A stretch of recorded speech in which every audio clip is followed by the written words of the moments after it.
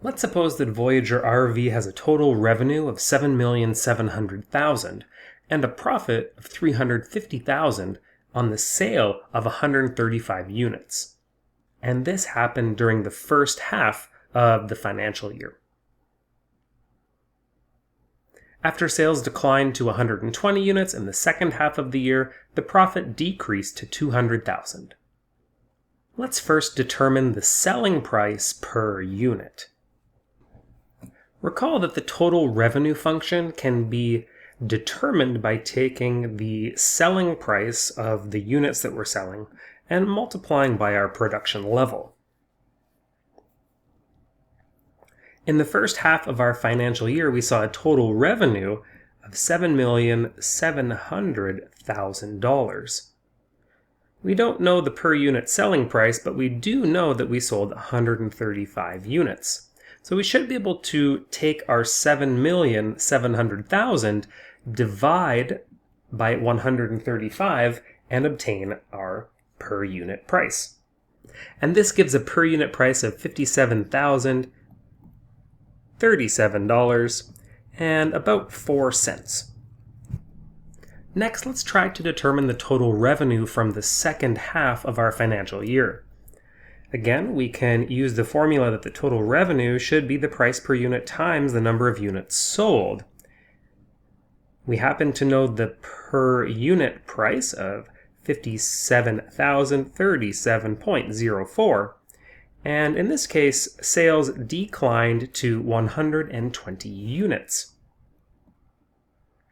Multiplying this out, we get a total revenue during the second portion of our financial year of $6,844,444.80.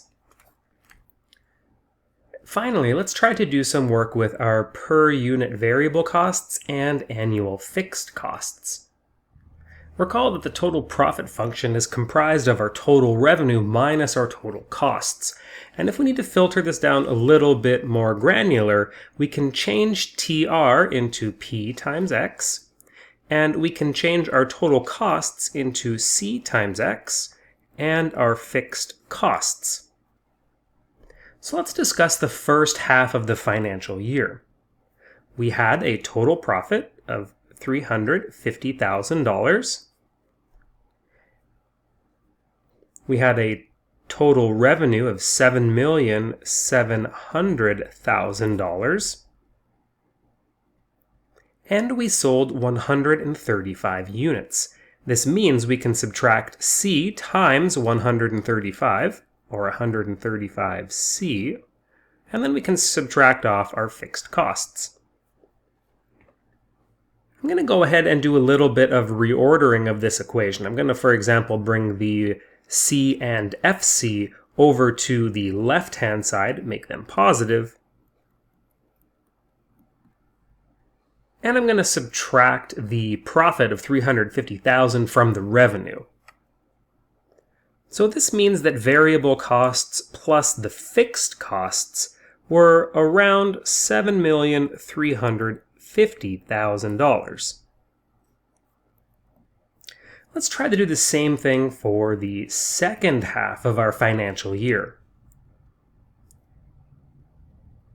In the second half, we had a total profit of $200,000.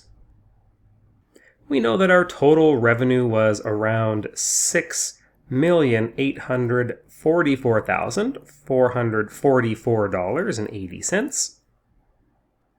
And similarly, we can subtract off our variable costs, which in this case, since X is equal to 120 units, we're going to subtract 120 of our variable cost and subtract off our fixed costs. So let's go ahead and just rearrange this a little bit. This gives us that 120 times C plus FC is going to be equal to our 6,844,444.8 minus our 200,000. And performing that subtraction gives us the following. I'm going to go ahead and mark these equation 1 and equation 2, and our goal is now going to be to try to solve these equations for C and FC. So I've gone ahead and taken those two equations, I've written them down here, and we are going to use the elimination method. Let's take equation number 1 and subtract equation number 2. 135c take away 120c is 15c. Fixed costs minus fixed costs should give us 0. And subtracting our constants gives us just a little bit over 705,000. So let's take this equation, let's divide both sides by 15. And that's going to give us per unit variable costs of just a little over $47,000. And now that we know the per unit variable costs, let's substitute that number into equation number 1 to solve for our fixed costs.